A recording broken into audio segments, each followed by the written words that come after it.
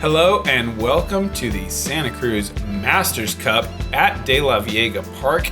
Really excited to be here. JomezPro's debut here at De La Viega. So awesome to bring you one of the most iconic courses on the West Coast. BigSexy commentary here with you, Nate Sexton and Jeremy Koling. And we've got Paul McBeth, Ricky Wysocki, Drew Gibson, Zoltan, and I won't even try. Szemeredi. Oh my gosh. I think. And I've got some bold predictions here. I'm going to predict Paul McBeth is going to make this course look easier than it is. Ricky Wysocki is going to make a ton of putts. Drew's going to throw mid-ranges when he should have thrown fairway drivers or drivers. And Zoltan's going to have the coolest name we've ever done commentary for. A+. A+. Hole 1 is a par 3. 306 is a bold-faced line. Yeah, I would say 406 is how it plays. It is so much farther than that, and it is so tight and technical. The huge trees are mandatory, so you have to stay up the middle. Paul's going to go destroyer here, I would think. One of the biggest difficulties of this hole is just really picking one of the 5 micro gaps. And, I mean, that was just laced right down the middle, and look at that little thing sticking out. I mean, that's just... And there's 3 or 4 of those things, and it's... Yeah. I mean, it's just what makes this place so hard, but at the same time, I kind of think, like, who was out here making the decision? Like, well, don't cut that one, dude. Right. We got to have that one. That's a great shot from Ricky. Anything up near the log. I mean, that's a terrible roll, but De La Viega shows its teeth right away. But he'll have an obstructed putt. But I mean, you're loving it if you get over that top level. Yeah, that log is really the landmark on the course or on this hole that shows you if you get past that log, you've done something remarkable. Absolutely. Anywhere near it is great. And here's Zoltan. And Zoltan got his spot here. Uh-oh. That is going to be missing the mandatory, I believe. Zoltan earned his spot on this card by winning the Amateur Masters Cup. And he did miss the mandatory, so he moves to the drop zone. Not really a bad place to be. Okay. Looks like we got a forehand specialist, folks. Big and I got no problems with that. No, sir.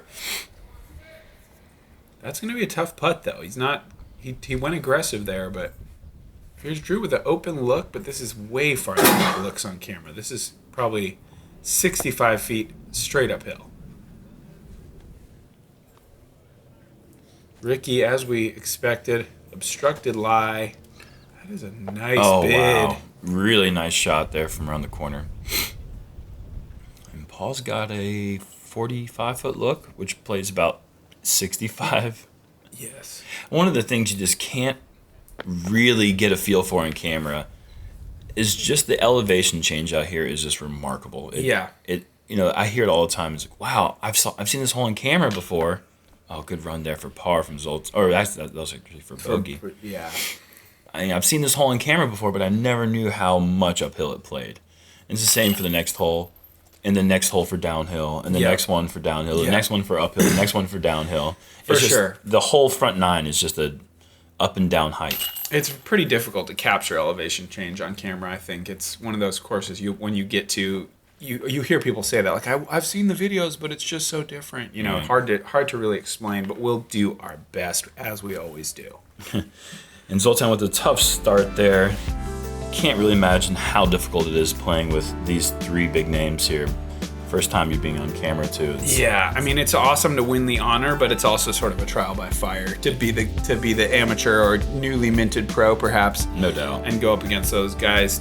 Hole 2 is a par 3 at 288, but again, sharply uphill. It's a full crush for most players. You're gonna see the backhand hyzer, maybe forehand anhyzer. Some people even go tomahawk. How crazy is it? We're 288 feet, and we're seeing some of the biggest arms in the sport's history throwing their fastest driver. Oh, yeah. And coming up well short. Right. And where Paul is right there is basically an unrunnable putt, nearly. I mean, that's probably 45 feet with a huge cliff behind the basket. Yeah, that's a layup all day for most people. We'll see. Paul's not quite most people. And Ricky, a little tight. Yeah. And that's a great play for the flex. The sidearm flex is a little bit easier to access the green because of the way that the trees on the back side of this fairway really shape that shot for the inside flex, but that was 2. One of the few guys that can kind of go over. Wow, great reaction. And there Just you go. fights through a tree, and that looks to be parked. Oh, yeah. And you can see a little bit of the ground play here, which makes this play so difficult to predict.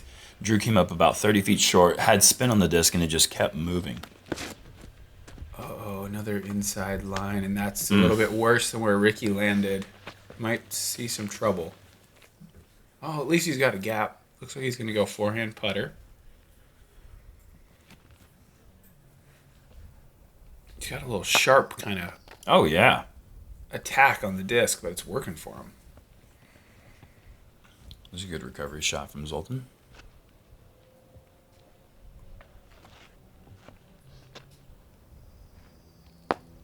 Ricky needs to stop, and he does. Perfect. Wow. That's a tricky shot from back there. You really don't want to be 40 short. Looks like Paul's going to run the unrunnable here. Nicely done. It was a little closer than I thought, but still, that is a big-time putt. Oh, gosh. It is... Okay, so you really don't... In this video, you do not see what's behind the basket there. Any local who's ever played this course knows what's down that hill. Yeah. And it's nothing but just gravity towards the abyss. Like, you are going for a long ride down that hill. Definitely. It's a 5-minute journey down there and back.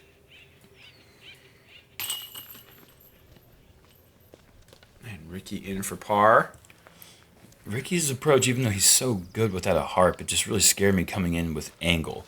I think that's the most crucial thing on this course is landing your shot short, flat. Yes. Any angle, and there's just, you never know what's going to happen. Yeah, Paul and Drew, though, with great birdies there. Hole 3, downhill par 3, 349. A lot of big trees right around the basket. You'll see mid-range straight up the middle or big forehand over the top. The play is just to kind of come in here and hopefully hit some of these trees and stop right near the pin. It's hard to naturally stop the disc right there because it is so skippy. And we've seen Paul go mid-range for years. But this forehand play looks like it's making a debut. That's the preferred route for most of the players in this hole, I'd say. And I'm confused about where that is. Is it long? Yeah, it's a little bit long. Okay, yeah. So this hole for the forehand, you have to be high and wide. And since you are going downhill, you really have to go a little bit wider than you probably are comfortable going with. This looks like a pretty decent width here from Drew. And a lot of spike angle. Yes. That's a great shot from Drew. The spike angle is really important on this hole because there's a tree that's pin high left. And if you do not get over that, you're going to get caught in that tree. And we are playing 2 meters out here as always. And there are more trees that catch discs on this course than any other place we play on tour. Which in a weird way almost makes, I mean, I still don't like 2 meters. But at least, nice shot from Rick. At least the trees here, if you hit them, you really can't complain that much about being stuck up. Like, obviously it was going to catch your disc. It's what these trees do. Sure. If a little sapling catches it and it's sticking up in the top of a hemlock, you're going to be sitting there. Gosh, yeah. If you get stuck in the top of a hemlock, man, that is unlucky. And that looks to be a little bit wide, maybe out to the left, but he's going to be putting. And that's the tree that we're talking about that he hit there and got through. But let's see, we got about 40 feet or so. And just a bit short and left. Paul from way longer than it looked like he thrown off the tee, but just really got way down there. Oh, just a little to the right.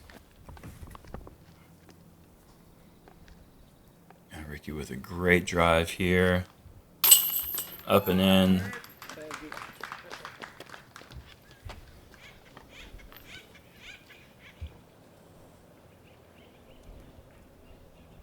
Drew to have a pretty hot start.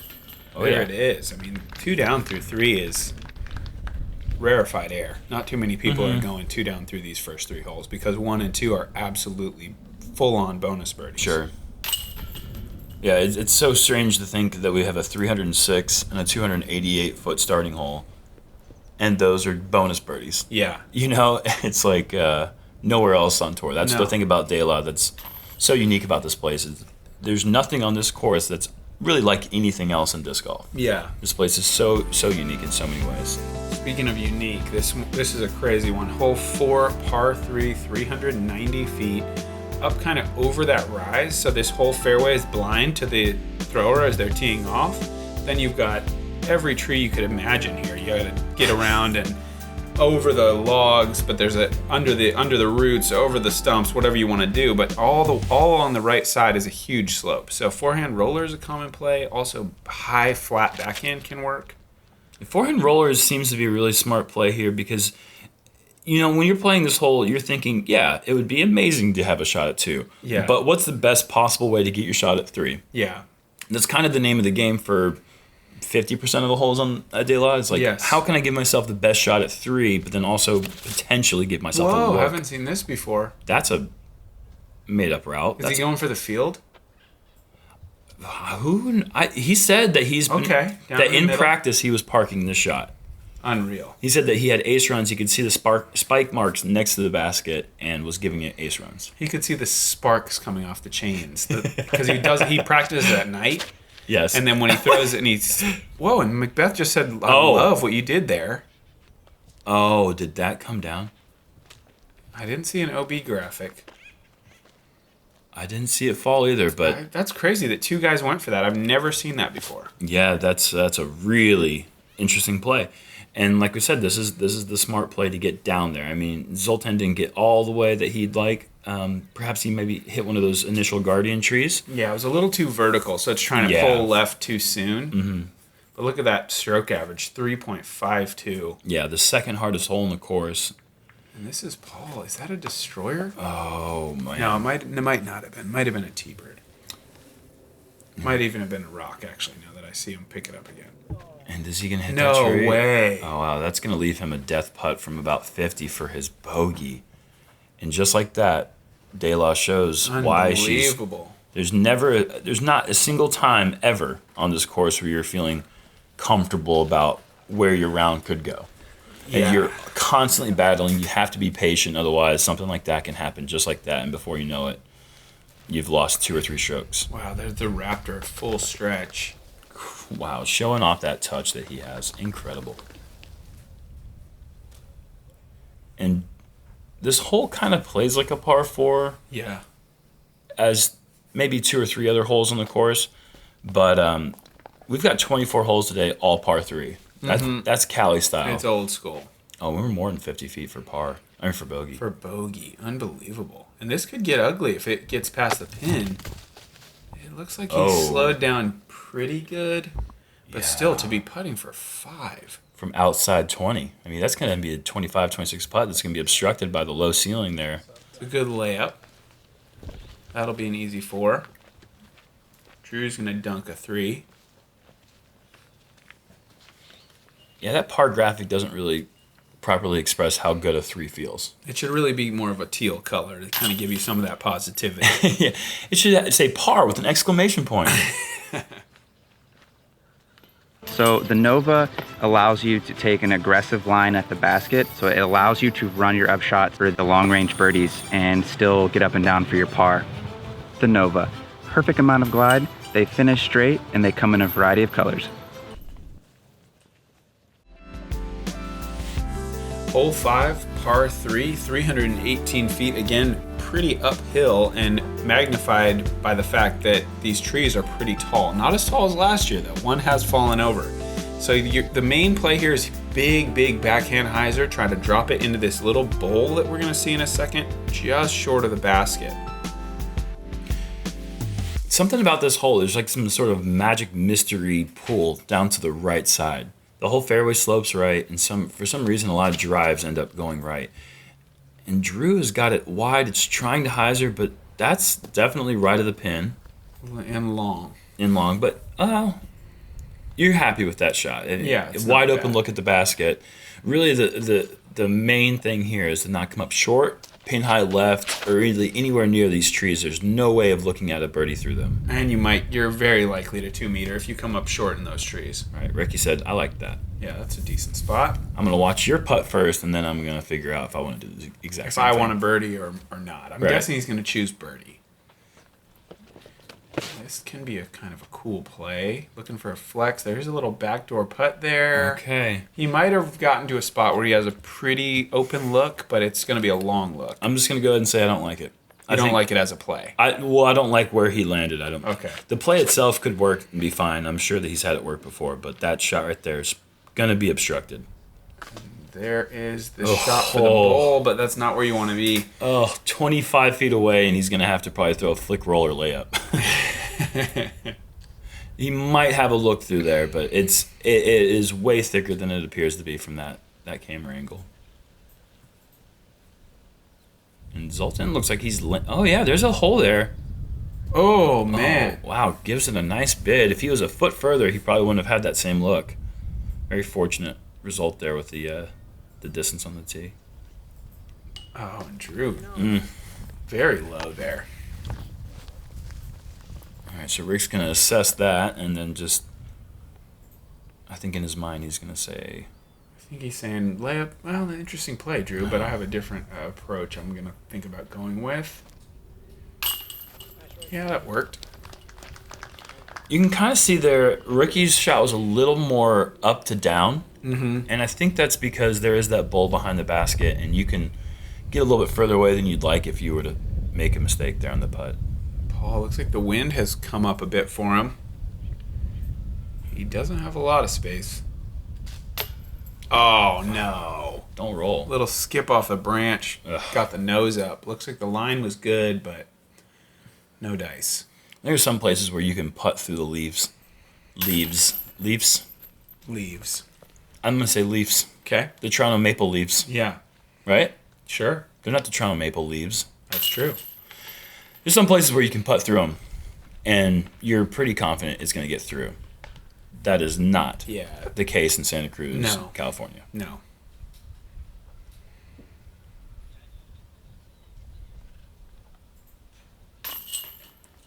Zoltan walks over with his par, so 3 pars and then a birdie for Ricky Wysocki. Hole 6, par 3, 417 feet, slightly downhill the entire way. OB trench on the right, OB road directly long. So this is all about speed control. You got to throw the disc hard with a mid-range or maybe a forehand. But as you can see, the green itself is just hard pan, so if you go a little bit too far, you're definitely going out of bounds. This is really one of the few holes in the course where it's just wide open. Between you and the basket, it's just control the distance, control the angle.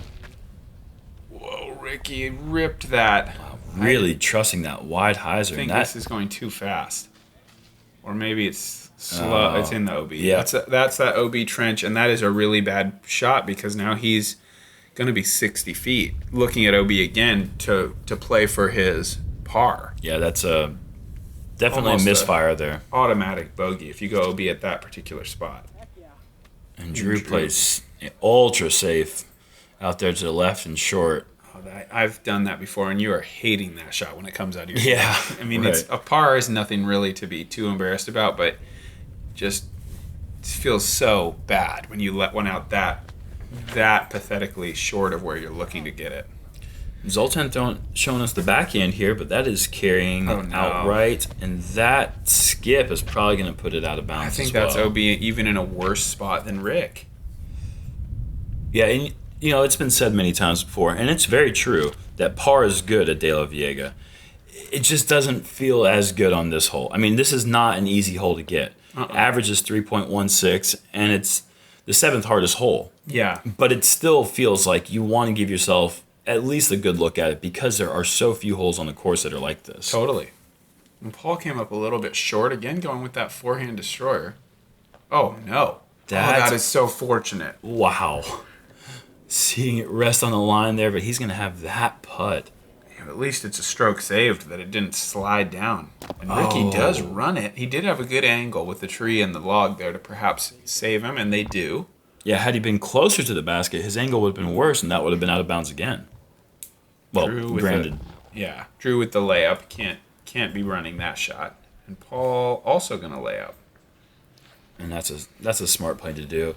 It was at the distance where you feel like you expect to see Paul run it, but it's like if it's even like as high as the pole, it's OB. Like you have to draw metal. Paul runs that putt if he's playing really well because he's a momentum player, or if he's playing super bad and needs to make some strokes up. Yep. But in that situation, it's early still. He's only 1 over par. Yes. There's no need to get crazy and start sacrificing strokes early. Man, this is going to be a double bogey. Tough start here for Zoltan. Hole 7, par 3, 395 feet right down the tunnel.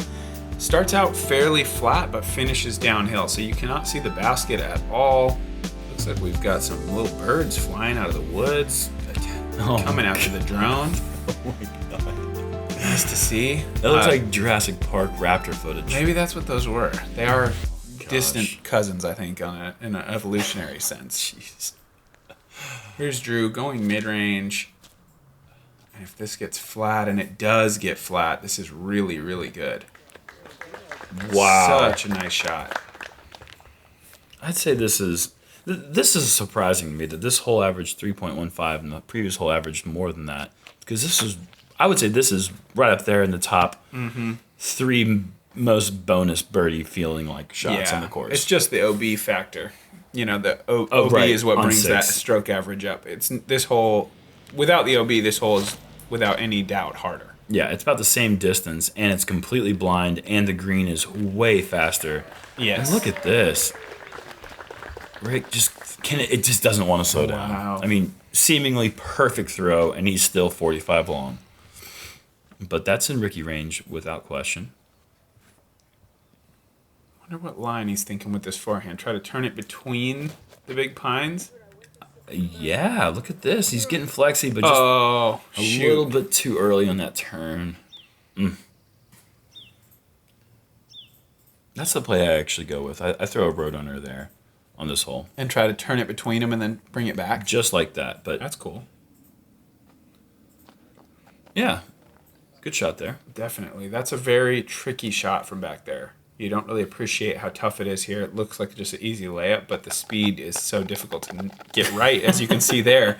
When your disc lands, it's still got 40 feet to slide, but if you come up way short and you hit that grass, you get no slide at all of a sudden. This might as well be ice. Oh, boy. Look at that. Looks like a prehistoric jungle he's coming charging out of. That's probably something that some smaller prey animals have seen, to the tune of 70 million years ago. I wouldn't be surprised if Raptors were playing disc golf on this exact piece of property at that time. Yeah, they may have been. I mean, it is an old school course. I'm not sure exactly when it went in the ground, but, But instead of certainly long time ago. Maybe Raptor time. Yeah, right. That's a great save of a 3. A guy having a tough start in his round. Yeah. So easy to just pick up another bogey right there. Good to see him focus up and get up there and save a par after not an ideal drive. Drew's starting the countdown. I don't know why. Hole 8, par 3, 348. Going downhill, sloping kind of left to right, and the OB on the left. Again, illustrating the difficulty of this course, that this is certainly one of the easier holes on the course. But it's still quite long, through the gap, tough green, lots of trees, and a lot of OB. When I think of the quintessential rock shot or mid-range shot, I've almost always thought of this hole. And most players are probably throwing, or most power players are throwing a putter speed. Whoa, whoa, whoa, whoa, whoa. Look at all that action. But this just sets up so well for that straight mid-range backhand, right-hand backhand throw. Yes. It's just one of the more beautiful, it's a very elegant hole, I feel like. It's just throw it downhill, let gravity do its job, and just control the stability. Uh-oh, Drew. Fortunate to hit a tree there and just sit down. Yeah, I personally play a Mako 3 here, just like you're talking about. Just a nice straight mid-range. Paul, I think, going to go with a rock 3. You can hear the train going by in the background. And these logs, there is OB, obviously, right there on the road to the left side of the hole. But I very rarely see people go OB because those giant logs really do an incredible job of keeping the disc in the fairway. And also the way this hillside is sloped, you see a ton of counter skips. Yes. The anti-skips on this hole are readily available, and you just really like to toss one down there and just have it skip and funnel down to the pin. Could you imagine if the logs weren't there, how tough this hole would play? I'd say that it would be at least 3/4 of a stroke harder in terms of average. Yeah. which is a significant raise. Absolutely. So many people are using those logs to their aid. And Paul needs to hit this, get this round going. Oh, man. Wow, right side high. That wasn't more than about 29, 30, I don't think. Yeah, very, I'm going to go ahead and say that I was wrong in my prediction about McBeth. Well, it's early still. Well, the prediction was that he'd make this course look easier than it is. He's making it look pretty true to form. Yeah, exactly. This is how it looks for almost every disc golfer, pro disc golfer that comes and plays this course. Mm-hmm. You still like to be under par at this point through 8 holes, but yeah, you can see the visible frustration there.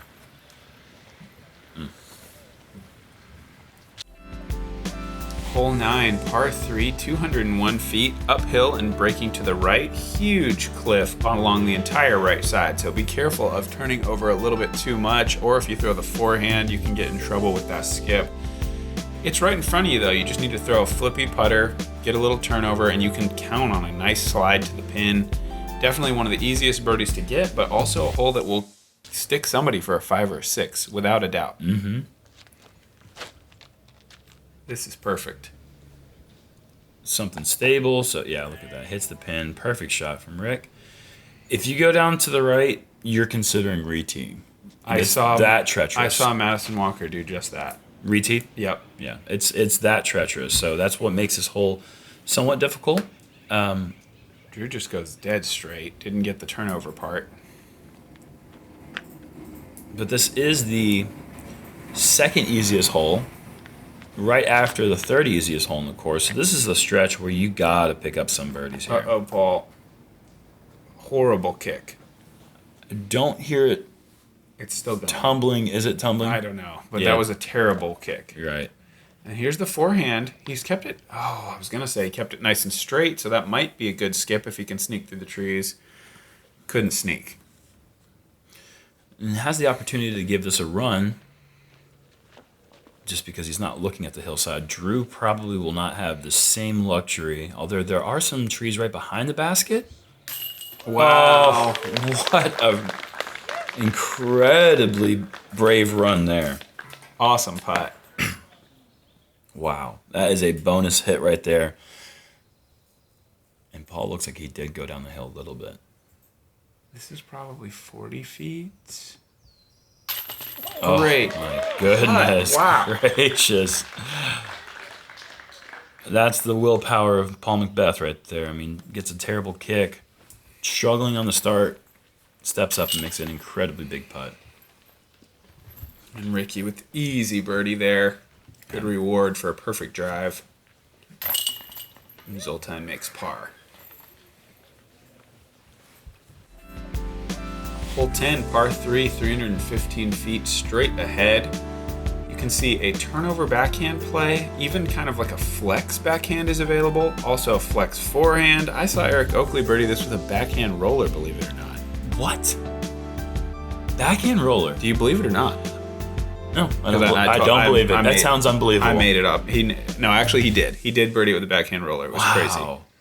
Yeah, and again, this is just another example of how De La throws something at you that you've never really seen anything quite like. Even though it is a straight shot, 315 feet, there's just so many weird, different options. I've seen tomahawks, I've seen flick rollers, I've seen spike sidearms, I've seen Anheisers. Yesterday, AJ Risley went over 10 or 11's fairway with the Anheuser, got all the way to the green. Uh-oh. Oh, no. Oh, good. The double kick saves Drew's bacon. That bacon was at high risk. Oh, my gosh. The breakfast puns. He would have been scrambled eggs if had he gone down that hill, for sure. And Paul with the perfect mid-range here. Nice, great shot. Nice OJ-colored disc there. Somebody really liked it. That was probably me. No, I was actually busy playing disc golf at this particular time. And that's another play that's a pretty good option, is that high flex sidearm shot to try to get over this rough that you see over here on the right side of the green. And Drew's going to have to get creative. Is this a roller? Flex. Yeah, flex shot, I believe. Yeah. Yep. That's great. Yeah. Come on, Zoltan. Let's get a birdie here, buddy.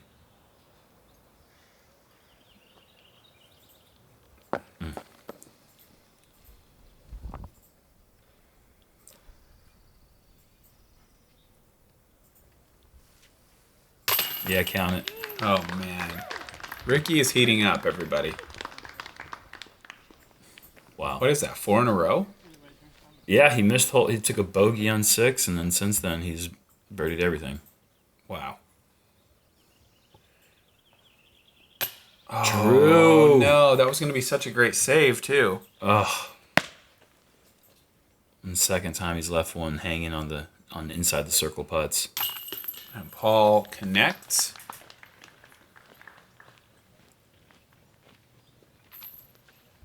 Missing the putt for par, missing the putt for birdie, just obviously have this completely different feel. He'd made an incredible second shot, like you had said, and was probably counting on that putt going in. Absolutely. I'm sure he was. Absolutely. That's a tough one to take. Hole 11, par 3, 347. Right up the middle with the backhand, turnover backhand, wide forehand. I even saw a forehand up the middle from none other than Simon Lazat. Wow. So there's a lot of options again, and Germ is right when he says, you know, a good way to think about De La Viega. Whatever you see on the video, 20% weirder than you think it is, as far as like how the line really sets up and like how low that one hanging branch really is.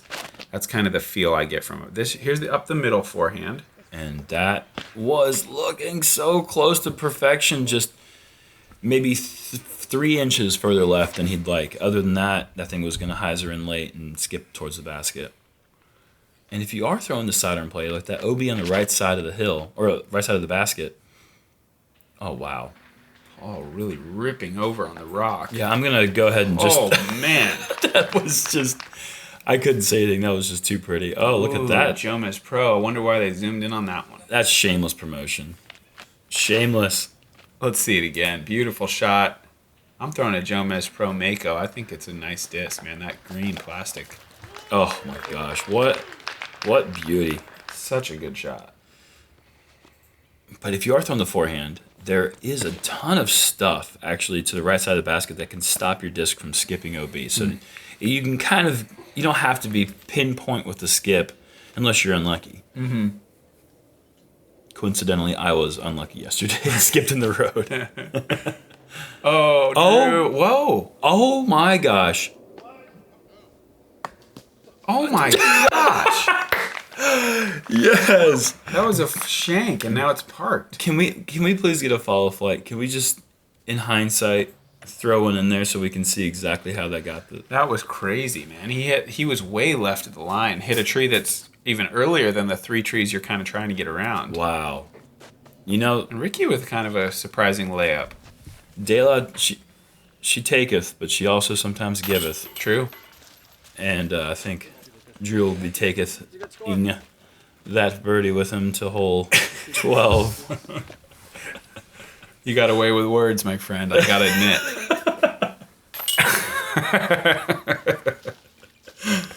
Oh, man. Paul's gonna do a little taking right here after that drive.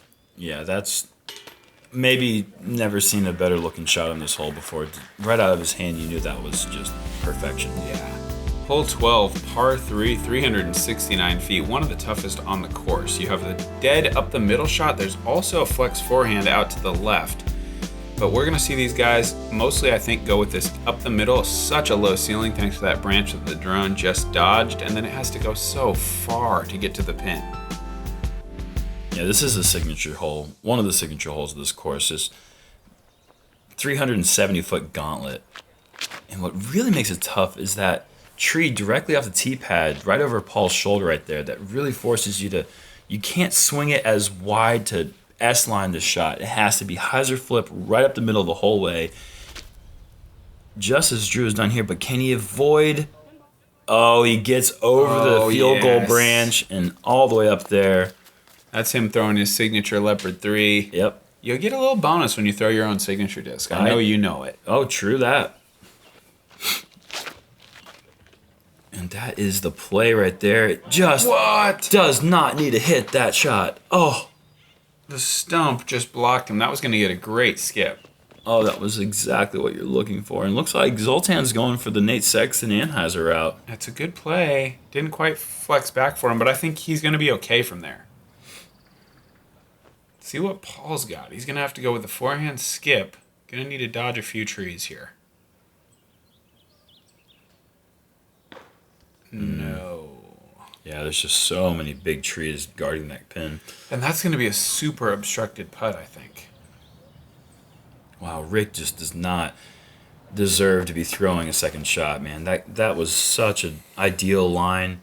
And that fairway space is all taken up because of the tree on the right side. The stumps on the left side, just come on. Give us a break, De La. Come on. Please. Oh, it's not as obstructed as I thought. Maybe we can have some magic. Probably 50 feet. That'd be big. Oh, man. Yeah. Gonna have to settle for bogey. At least he's got a turkey to rest on from those last three. Gobble, gobble. And Drew, fantastic birdie. I would venture guess got to be less than 10 players. Pick that one out. I'd say there was only 5. And you know. I would know. Yeah. Because I talked to all 5 of those guys. Yeah. That's doing research, man. I talked to every single person in the field, and I said, hey, did you birdie 11? And he asked that for every hole so that he can do the stats. Nice par from Rick. McBeth going to take a bogey. And there it is, front 12. Ricky Wysocki and Drew Gibson playing pretty hot. Paul struggling just a bit. Zoltan along for the ride. You know, this is a tough position to be in, as we talked about. Thank you guys for tuning in and joining us. We got 12 more holes coming at you, so check it out.